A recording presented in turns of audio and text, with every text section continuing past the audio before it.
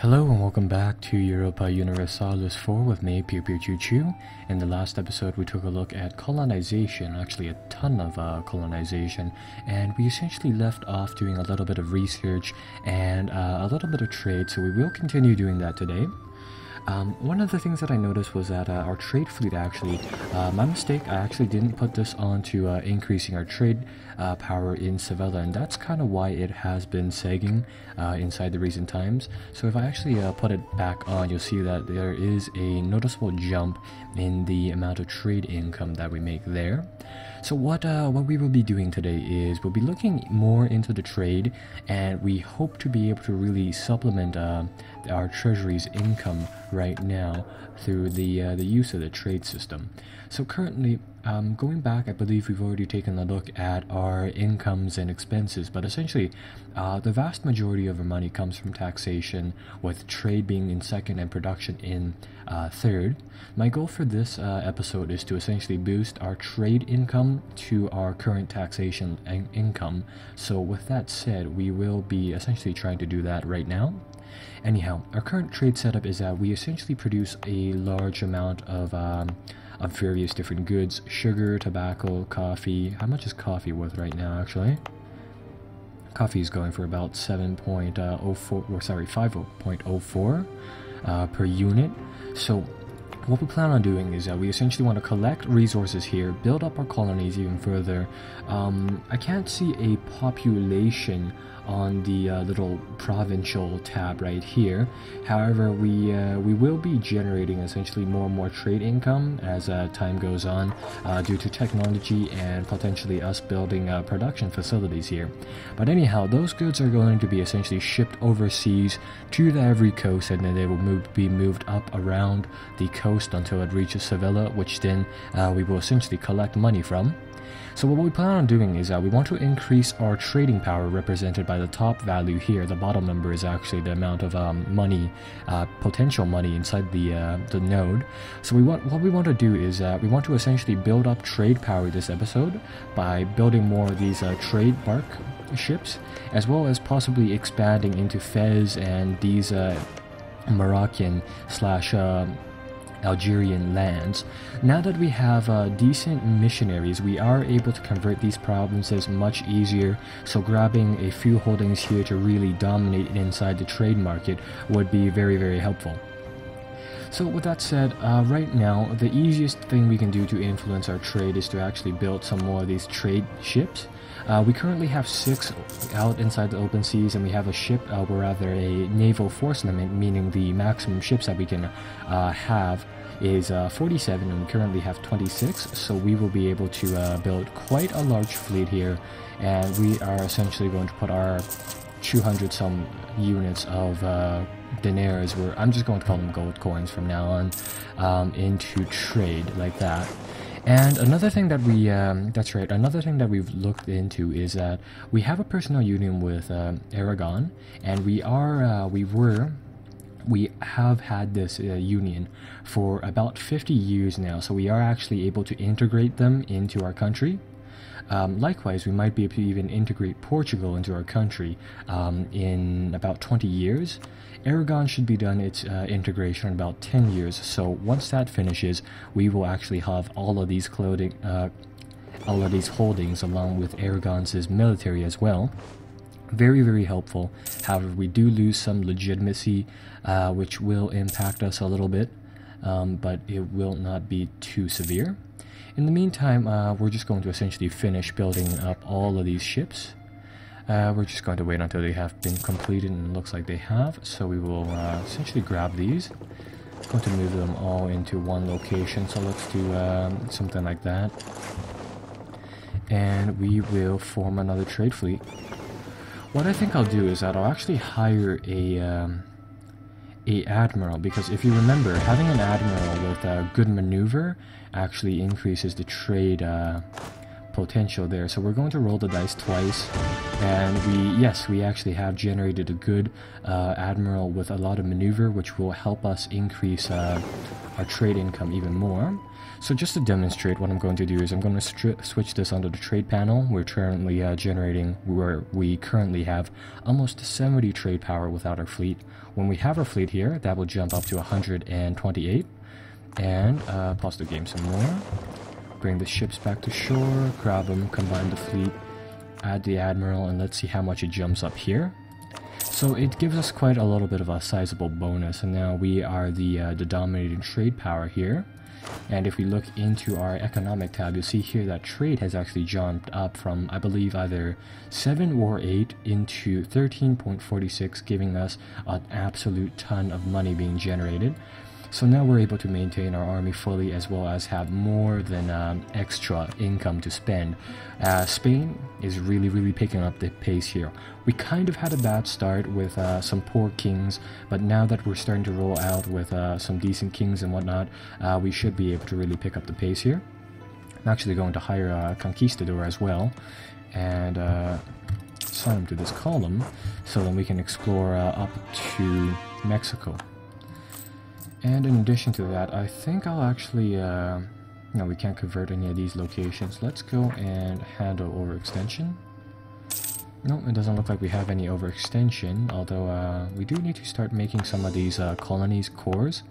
Now, I'm going to, I'm heavily thinking about taking one of these map modes and then putting it on the default ones over here, simply because it is rather useful to see where these cores are automatically. No, this is not it. Manpower, tech, trade value, supply limit, buildings, missionary, players, accepted culture. There's no core one, that sucks. Okay, well, I don't know, maybe somebody inside the community can help us out with that. But yeah, we will have to gradually core all of our colonies. That might take a little bit of time. What is this? We have a Protestant province here. That is actually going to increase our revolt risk by quite a little bit, so we do need to do something about that. But it looks like the rest of the colonies are fine, so that is fair and well, I suppose. I'm seeing that we have a large portion of Brazil right now, and I'm trying to plan out our trade system right now. So what I want to do is that, because we can only have 5 merchants, I believe, at our court at one time, just like inside the original game, or not like the original game actually. I believe we can only have 5. I'm not sure about that, but currently the only way we can gain another merchant is to use this trade idea. I'm kind of figuring, should I expand into Peru or should I go into the Caribbean, because we can only influence so much with our little merchants here and there, so we do have to be strategic about this. And if I go into Peru and Caribbean, we're wasting some potential. We're not min-maxing the game to its full potential, so we do have to worry about that. Now our troop here, this is actually all into Panama, so I would assume that the majority of the islands are actually the Caribbeans are actually made up of the islands and parts of Mexico rather than here. So let's go back here, and what I think I'll do is that we need to build some ships to protect our merchant fleet. So I'm going to build a nice little column of these carracks. These are military vessels, so we're going to build a few of them for the sake of giving our fleet additional safety in the event that somebody declares war on us. And it looks like we can research level 12 inside military technology. We are actually ahead of our time inside military tech. Currently, we're actually about 5 years ahead, but we're going to pick this up anyways, seeing as how well, we have the points for it, right? And we don't necessarily need to spend military tech on anything in particular. And it looks like after this little bit, we will be able to pick up another Spanish idea, and we will be able to unlock trade efficiency plus 10, so national trade policy, as soon as we have 400 diplomatic points. Should be next month. There we go, an even 400. Buy that right away. We can claim colonies now, so we'll be able to actually go to war with other nations for their colonies. For example, I'll demonstrate with France. If we go over here, we can actually declare war onto them for their colonies, I believe, but we do need to fabricate a claim here. Something like that. So that'll be fairly useful for now. It's still mainly exploration. Let's crawl up the coast here, maybe get a exploration fleet going on, explore the Caribbean, and see what's really up there. I think I'll do a little test here. It looks like Portugal is starting to move into the Caribbean as well. Yeah. Now, if I remove the merchant here, will the trade continue to go forward is what I'm wondering. Okay, yes, the trade will still go forward, only in a little bit shorter supply, because what I'm mostly wondering is that how are we going to balance it out if we have colonies in Caribbean, in Panama, in Peru, all utilizing merchants?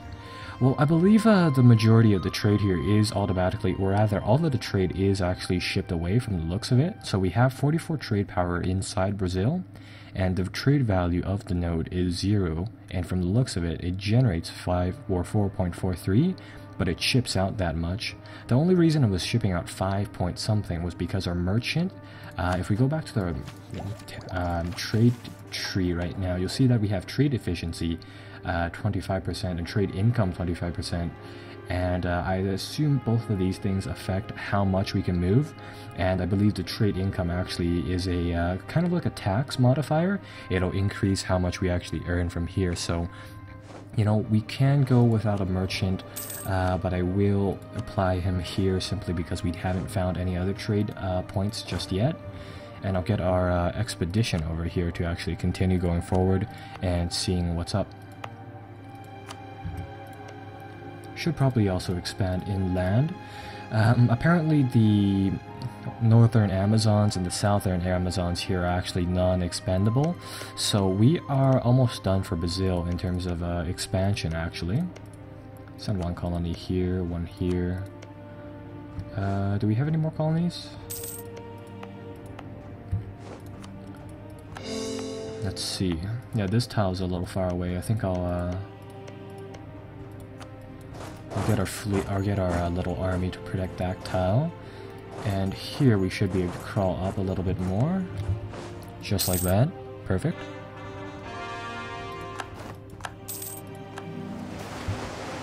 Nobles demand old rights. Well, we're going to accept their demands. It's going to lower our tax a little bit, but then again, now we are earning surplus money in large quantities.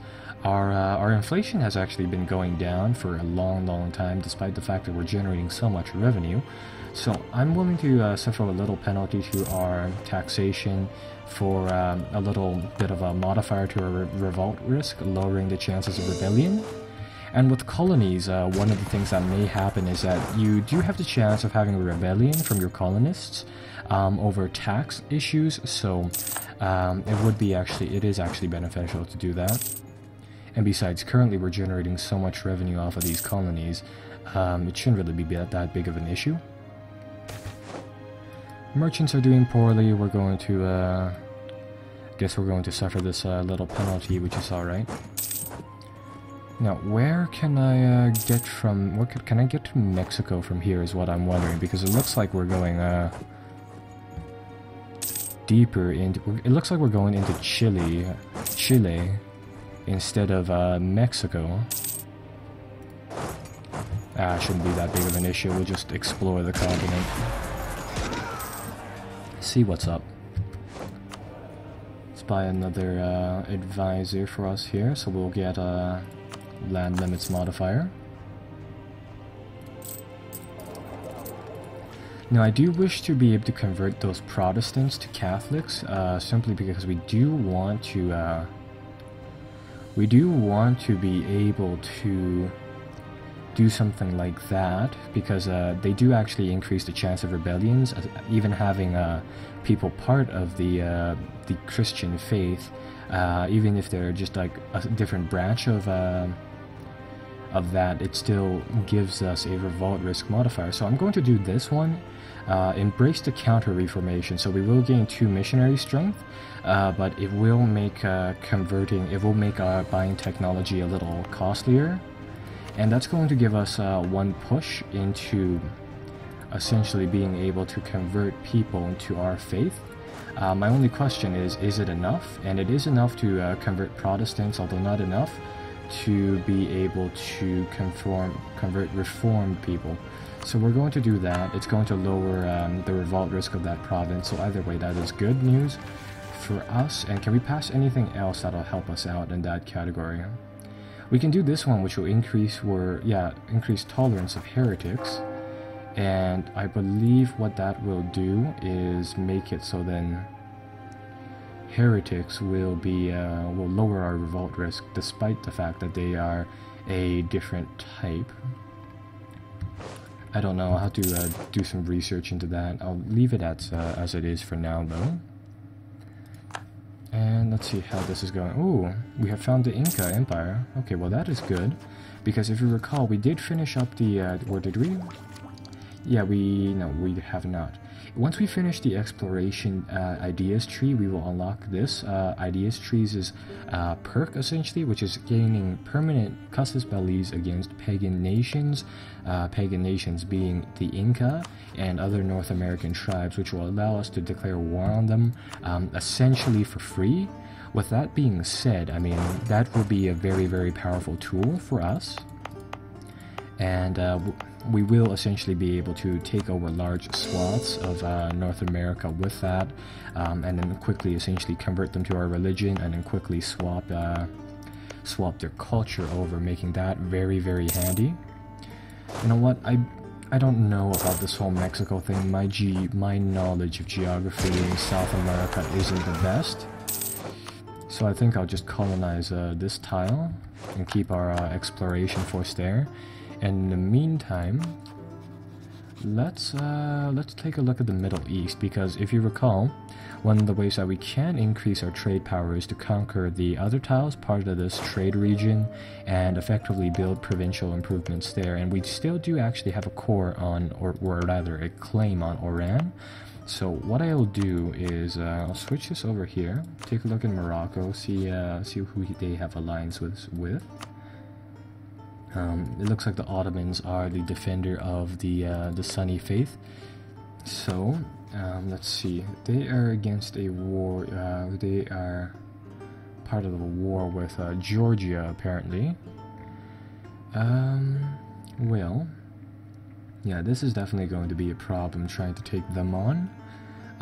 So what we'll do is I will actually send a diplomat over there to try to influence them, and put them onto a stance in which they'll like us enough to hopefully be able to affect their status in diplomatic means. And what I want to do here is that I want to see what provincial improvements we can build.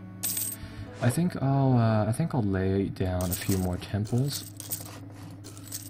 Seeing as how our tech is actually quite far ahead by 4 years in administrative, and 15 years, holy crap, in military technology, we will essentially wait on those for now, and we will just kind of hold up on them. Great, we're going to have to lose 1 stability. I'll just boost up our stability by 2 now, seeing as how we do need to spend these powers on something at least.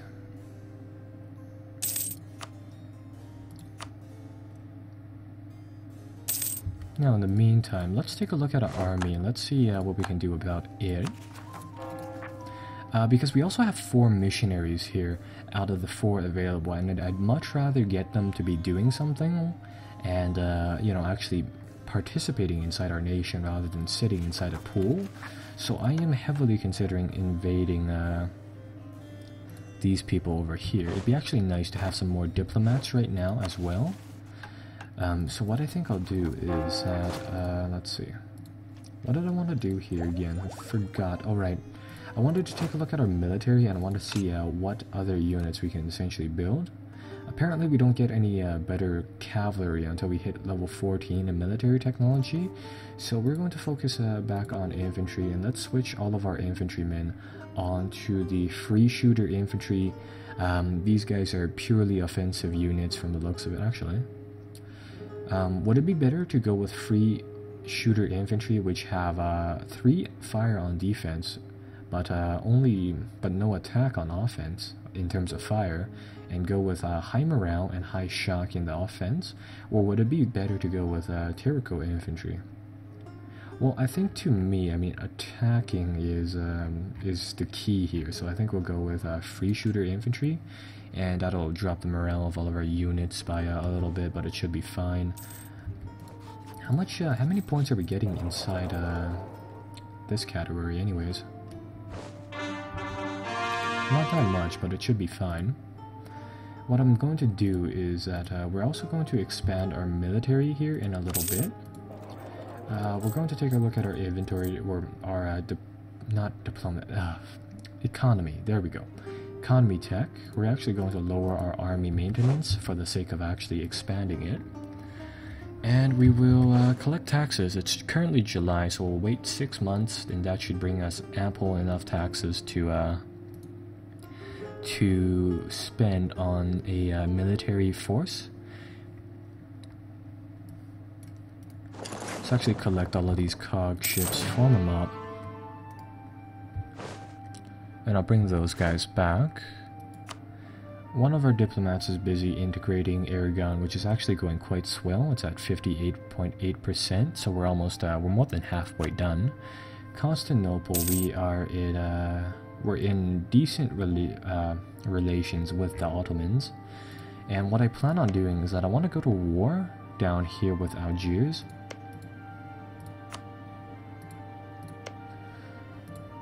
And right now, let's see, wool is being produced. We have 400 diplomatic power, but because we chose that one of those religion modifiers, we can't buy a tech yet. We need 420 before we can. I'm going to get global empire this time. Improve our overseas income, so we should be able to see a jump in tax, yeah. Relations improved with Aragon, so that's good. And now we essentially gain a free casus belli against these guys, the Inca, although I don't have a diplomat available, so unfortunately we're going to have to wait for a little bit. And I think we're just going to use that time to prepare our military even more. Ooh, some more conversions, some more, not conversions, but expansion down here, rather nice.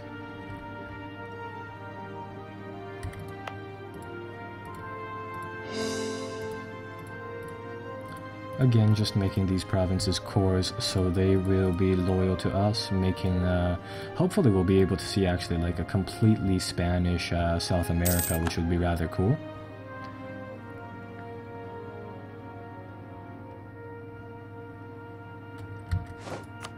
Some more colonists have died due to the barbarian, or the natives over here, shouldn't be calling them barbarians.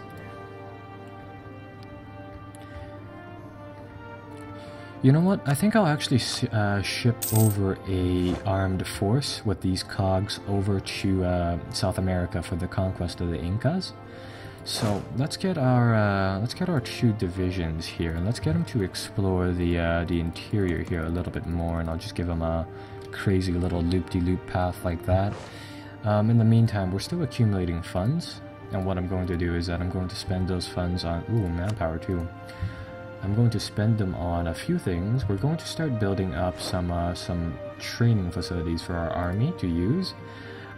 This will be an investment into the future. Obviously, it'd be cheaper to just recruit infantrymen right now. But I'm going to actually be building a few armories inside our central provinces here, making it so that we gain more manpower over time, and as well reduce the cost of recruiting infantrymen. And I think this will actually pay itself off inside the future. Colonial Ventures, once again, we can gain that diplomatic tech tree little sale thing, so that's good. Corrupt Viceroys, unfortunately, is also going to happen. And currently we're just waiting to build a few more of these armories. There we go, just like that. And then we're going to save up about 200 more cash and then spend that. And perfect, we will be getting that diplomat back, yeah, so that's good.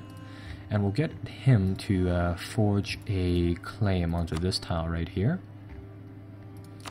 Fabricate a claim on Telsamin, I don't know, is that part of the Sevilla trade group? Yes, it is, so we'll do that. And over here, I think all is well. Now you guys explore all the entirety of South America. You guys come over here and check out what there is. Sweating sickness happened again, so we'll lose some diplomatic points this time. No big deal.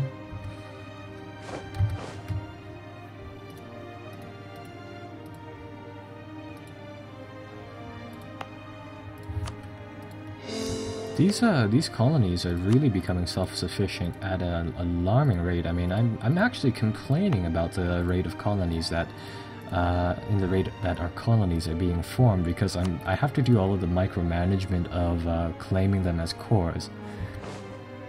So that'll bother something. So now Brazil should be under control. Our exports should be even greater now. Ooh, and we do get a claim on Fez.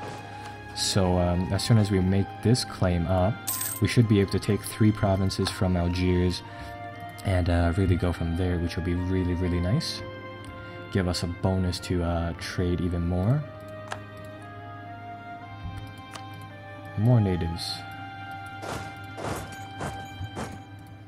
Looks like France is doing a little bit of poking around in our turf. Let's explore the Inca lands a little bit, so then we can give our invading army a goal over here. A clear path, because even though these tiles are present here, we can't actually see into them yet. Now I wonder if we can ask for military access here. We would be able to. Unfortunately, we don't have another. We do not have another troop. Can we actually vassalize or vassalize these people? No, it's going to be impossible, seeing as how they have more than 3 provinces.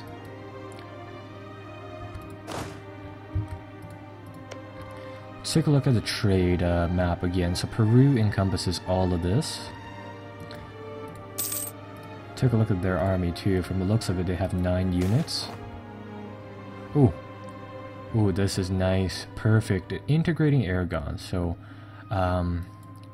we will lose 10 legitimacy, but what will happen now is that Aragon is part of our nation. One of our diplomatic ministers actually returned, so that is even better. And now, would you look at that, Spain in all of its glory. We have formed this beautiful, beautiful nation. And hopefully we will be also able to integrate Portugal in a little bit. So I'm actually going to send that one of the integrating diplomat from what used to be Aragon into Portugal to essentially do the same thing over there. In the meantime, I'm going to see if we can manage Aragon's turf here. Actually, it looks like most of the stuff is already set up for us. What I'm going to do is that it looks like some of the cultures inside the Italian portions of Aragon are not tolerated within our society, so we do have to change those.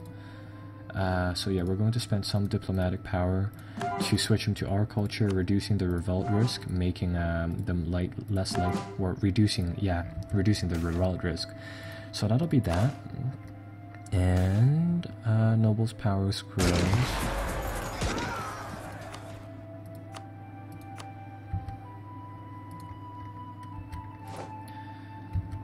So that will be that.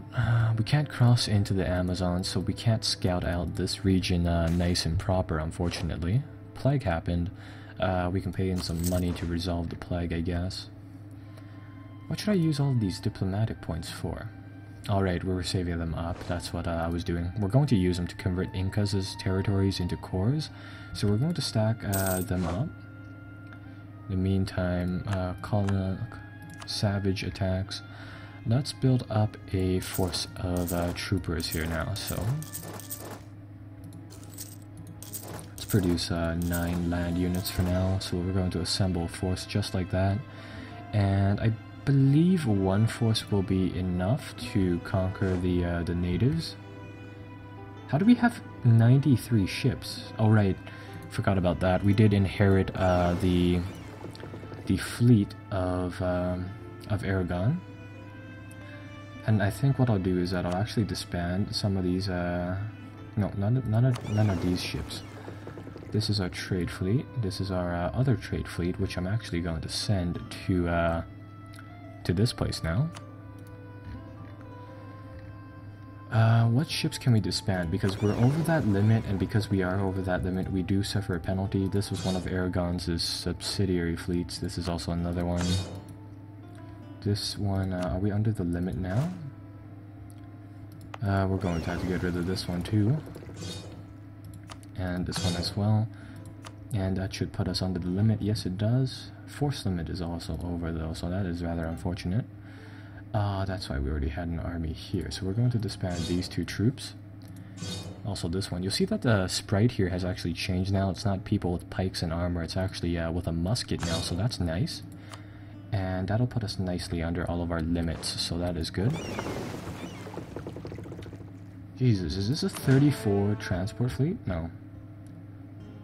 Okay, so it's a mixture of light ships and transports. Okay, well in that case, it's going to merge up with our current armada over here. And we're going to get our land forces to effectively assemble.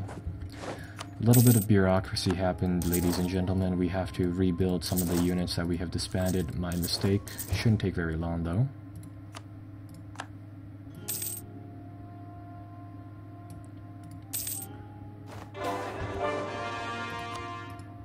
Apparently something happened with the Mamluks.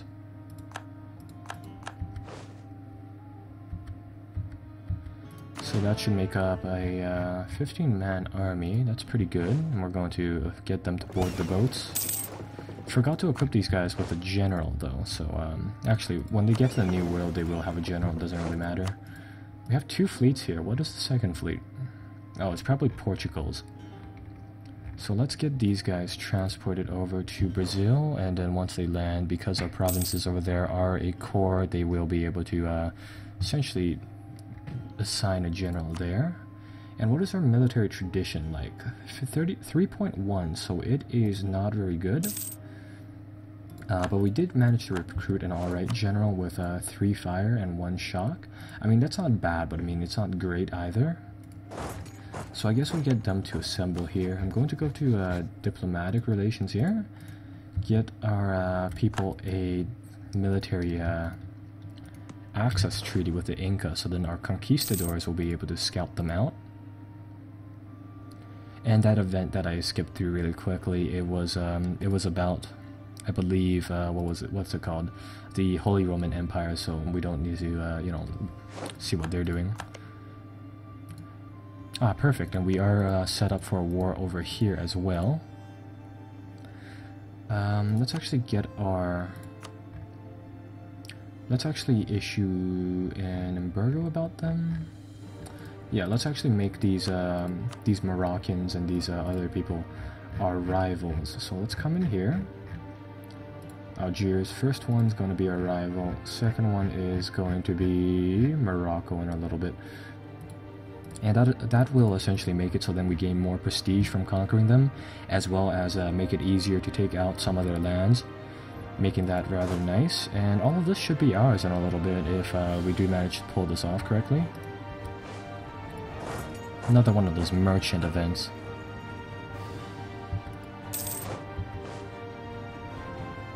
Have some more colonists. We'll send them to somewhere to colonize, I suppose. And our army here seems to be taking quite a lot of attrition damage, so let's separate that into 2 smaller forces. Do they have a navy? Is this it? Oh my god, they do have a navy. It's really odd.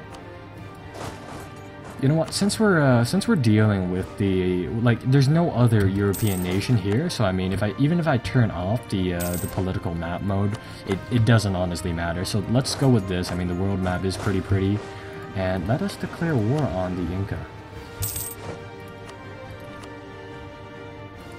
So what we're going to do is that we're going to cancel military access as soon as we get our troops out. Ooh, we actually managed to gain a lot of population in one of our colonies. Actually managed to become self-sustaining. Although, unfortunately, it became a Protestant province. Oh well, no big deal.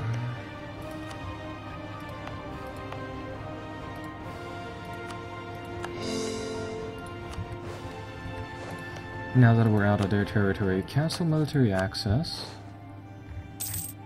And then, I believe there's about a 1-year period, so I guess our guys will have to, our military here will just have to find something to do, twiddle their thumbs for a year. We actually have quite a lot of cash, so, can we just declare war now? Yes, we can. What I think I'll do is that I will actually spend our money on some provincial improvements. So I believe we can actually start buying these inside our colonial territories now. And what I want to do is that I want to switch the map mode into trade map mode value and see really where we can increase our trade value by a lot. So let's do that. Pick out the not the map, not these, the workshop, I believe. Actually, I'll just put this menu onto the side for now, so we'll be able to take a look at the trade value of select provinces. And so gold here is one that is fairly valuable, so I believe the ones that are valuable will be marked inside blue. Yeah, gold is one of the more rarest ones, so it'll be marked in blue. Dark red is unvaluable. Bright red seems to be a mixture of semi-valuable. Fish here is only going for roughly 2. Sugar is going for only 2. What about tobacco? Naval supplies is going for actually... Oh, wait, no. Naval supplies is actually going higher than the other ones. So deep blue is also... or rather, dark red is also tobacco and coffee. So now that we see this overlay, I'll know where to build these workshops. So one over here, I believe.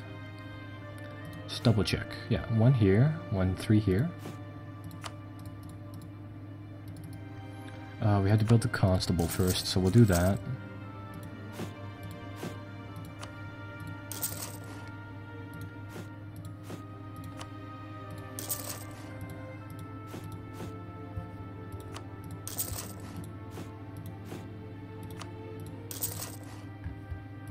Okay, so once those are done, we'll be able to build some production facilities, giving us a bonus there. And then over here we'll declare war on the Incan, but just to take a look at them. I mean, they actually have a do they actually have a better king than us? Are you kidding me? Yeah, they have a better king than us, these people. But anyways, their technology is at 333, so they have obviously been left in their times. With that said, we should be able to kind of mold them down. But before we do that, I want to take a look at their culture. And, you know, whether or not anything would happen if, you know, see whether or not it'd be hard to essentially absorb them into our race, and it doesn't look like it will be. So let's get our armies moving.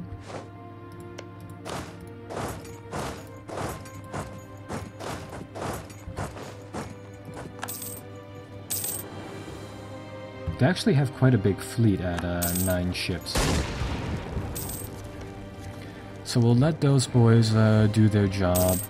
We used to be like 17th place inside the world. Now we are actually at 10th place, so that is good. And I don't believe these these natives do have fortresses, but I don't believe that they had fortresses in Europa Universalis 3. So you could you would essentially walk over the map like you would do in Hearts of Iron 3 instead of actually having to do this little bit of a siege. I mean, the siege is fairly small here anyways, but I believe in Europa Universalis 3, essentially these provinces would not have any fortresses at all, making them very easy to roll down. And let's just turn off this filter once again. So it appears that the Incan yeah, the AI really likes to fight these defensive battles, so instead of doing that, I mean, we'll just get our people to conquer their provinces like that. The Pope has just announced that our ruler is one of the most esteemed and revered, and we have gained +1 to our stability, which is great. It's getting dark inside my place right now, so I'm going to just leave the game here, and I'm actually going to run and turn on the lights.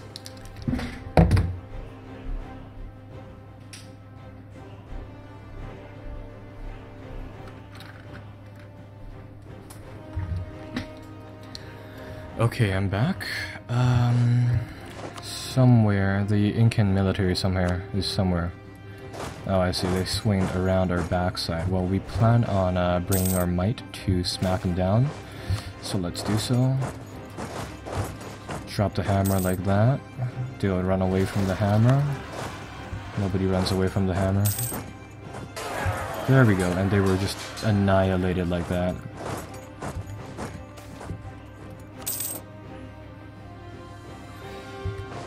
Now, I don't really know about you guys, but I find the Crusader Kings 2 map, and to some extent this map, actually really rather beautiful. It's a shame that it doesn't really offer that much utility, apart from, well, at least figuring out, you know, what type of terrain you're fighting on. But I mean, that's kind of just because of the fact that the provincial tab doesn't actually tell you that, so that's a little unfortunate.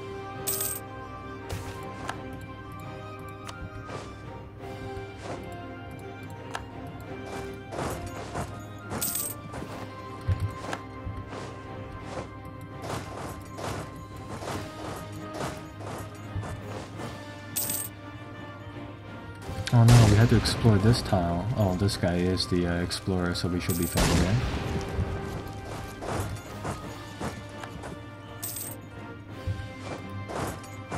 Apparently a lot of discovery threads, spreads are happening. It looks like somebody is colonizing or exploring North America. Another one of these neglect things, it's always about our colonies, and I'm just going to get them to amp up their local trade power every time. Just in case you guys are wondering about that. New tech, let's go with I'm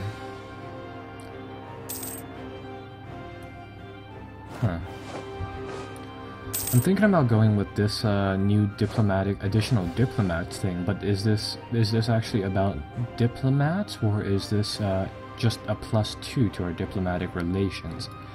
Because this one, the one about trade efficiency, is also pretty useful. So, I mean, judging by the wording of the additional diplomats in terms of the expansionist ideas, we'll be able to get in 2 more diplomats, which would be actually rather helpful in financing some of our issues here. But alternatively, I mean, trade ideas, this one's actually useful, and if we go into this panel and look at the aristocratic ideas, you'll see that diplomats typically will have this blue person icon. It says diplomats 1 over there, and it says diplomatic relations 2 here. So I believe this one is actually correlated to the amount of personal unions and the amount of royal marriages you have, because if we go to one of our tiles, click on it, go to this panel, yeah, it's about these things, diplomatic relations. And typically speaking, I mean, we never cap out on there. So I don't think it'll be a big problem. Can we arrange a royal marriage with Brittany? Yes, we can, so we'll do that. And the reason we're doing that is to increase our gain of legitimacy and stuff like that, and to essentially pump out more children. So I don't think we'll go with that. We'll go with trade ideas, increase our trade efficiency. So before we do that, let's take a look at how much we're earning. Off the coast of Brazil, we're shipping rate 6.13. In the Ivory Coast, we're moving 4.28. Over here 6.48, and over here we're taking out a whopping how much are we taking out? 14.2. Is our trade fleet busy? Is our trade fleet still working here? Yes, they are. For some reason, Portugal is able to rival us still, despite being a much smaller nation. So once we get the trade efficiency, these values should go up. Over here, how much are we taking out now? 15.3. How much are we shipping out now? Same amount. Okay, maybe that, yeah, I believe that affects how much we gain in terms of cash, so maybe that's a little different. Ooh, this one will actually boost it too, so we can enact the Navigation Act. It'll lower the amount of diplomatic relations we have, and lower the amount of manpower modifiers, but it'll definitely increase our navy and our trade, so we're going to enact that. So yeah, let's just go with that. And later on, once we pick up the additional diplomats, I mean, it'll cancel out that, so it should be fine, really. Just put down the last little bit of the Aztecs. Eliminate their fighting spirit. But I'm not going to spend the time wasting that one troop. Let's sue for peace with them, and let's see what we can do. So we can take away quite a sizable amount of their country. Let's go down here. This is their capital, apparently. And let's just sweep, take all of this land, and it looks like they actually have one province over here that we haven't explored. So before we do that, I mean, we want to completely eliminate them. So let's actually explore that tile and take it over as well. I'll hold up researching this simply because we were ahead. It looks like we aren't ahead anymore in terms of research, but the next level isn't really going to give us anything that we don't have, or rather need. So let's just siege this fortress, take it down, breach it. There we go, swing that number up to 100. Can we fully annex them actually? No, we cannot. Okay, well we will just, well, isn't this fully annexing them? I think it is. So we'll send that over. They'll accept. And let's see, we suffer a massive amount of aggressive expansion, but I mean we gain 60 prestige, and then we gain essentially a free little bit of colonies.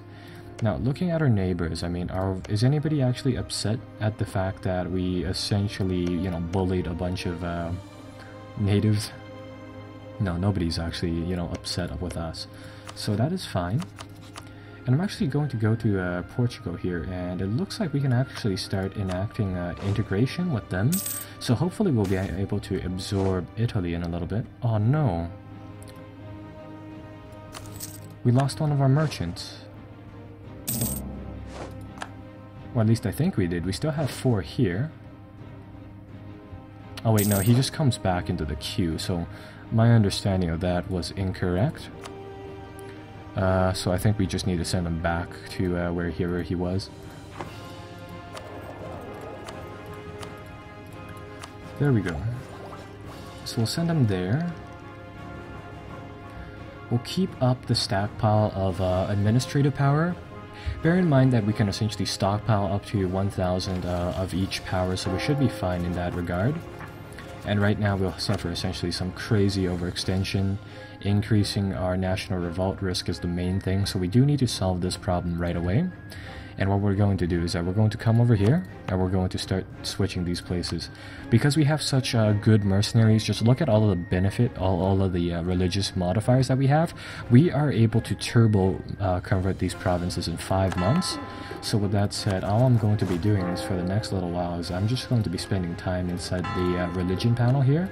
And we will be turbo converting these natives and effectively switching this place into our favor before we suffer any massive penalties for over 100% overextension. But as soon as we do that, I mean, all of these places are already fully developed provinces. They don't need to spend the colonizational period, and they should be able to provide us with quite a lot of good stuff. Oh, we actually get a nice... actually have 1,000 gold now. How much are we getting from taxation and stuff? Holy crap, that is a lot of money. What we're going to do with all of that money is that we're actually going to hire this level 3 theologian simply because we can. These advisors that give more than +1 to any particular skill, they seem rather underutilized simply because of how expensive they are. But because we have the funding to pay for this guy, we will. That'll bump us up to 6 administrative power, despite the fact that we have 0 for our king. And this should give us quite an ability to gain those administrative points. Should also make actually taking these provinces, making them into cores easier as well. Looks like these provinces are a little too far for us to actually even to make cores. So I think what I'll do is that I'll get our colonies to crawl up the coast here and then essentially make a land bridge with them. As odd as that sounds, but yeah. We're able to take over these nations, but it looks like we might have done that a little too soon. However, as soon as we get the religion thing done, I think we'll be able to control these people. Let's see what other things we can pass. We can pass a thing to gain national tax modifier as well as missionary strength, so we'll go with that. The other two things we won't pass for now. And how are we looking for this? Triple this, put this into overdrive. What I'm worried are sieges, or rather militant uprisings happening inside Central Europe, but I don't believe that's actually that rare, rather that common. And we'll just get our 2 military forces to clean up here. These peasant rebels should actually be Incan rebels, so they probably won't be that tough actually. We might not even have to use our full might to take them down. Let's level up the military tech as soon as we are able to. And we're actually gaining a lot of Papal influence when we essentially clear out these Mayans. Or not these Mayans, but these animists. Widespread opposition. We are going to have to do something about this overextension. Let's just hope that we have enough colonies to do this. So, damn, we really need some levels into diplomatic tech right now, because we need to increase our colonial range. I believe is the thing that we need. Actually, is this no, this is just a straight up value. Yeah, because we need to make these provinces into cores to essentially take them over and actually fully utilize them. But because they produce so much gold inside these 2 provinces, I think it will be worth it simply for the sake of later on trade. So with that said, we will have to continue our colonial crawl here, is my dubbed term. And we're going to have to put aside our invasion of the Algiers for now, simply because our main efforts are going to be obviously over there. But in the meantime, I mean, we can build some temples, and it looks like Aragon hasn't been keeping up to date with their provincial improvements. So we will spread the love over here. Holy crap, we can build a lot of these things. Says we're starting to become a real powerhouse just simply because of our colonies. Cities demand old rights. We can either lose 1 stability or lose 30 legitimacy. I'm going to go with stability this time. Simply because I want to keep our stability or rather our legitimacy high. Because I do believe it is vital for us in terms of integrating different portions, for example, Portugal over here, into our country. And Portugal is going to take some time, so we're going to have to just kind of wait on these things.